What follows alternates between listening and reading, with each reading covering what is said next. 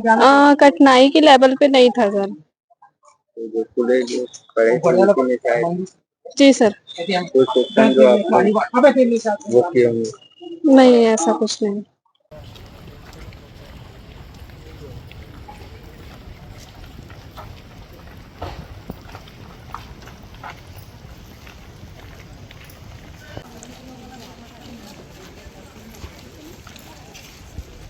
आज एडीईओ का परीक्षा हुआ था।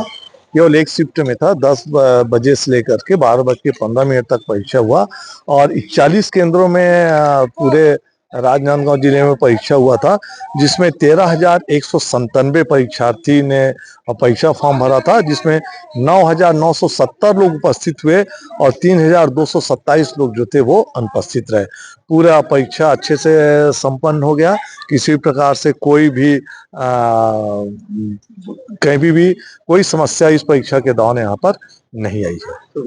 मैं डॉक्टर शैलेंद्र सिंह, सहायक समन्वयक एडीओ।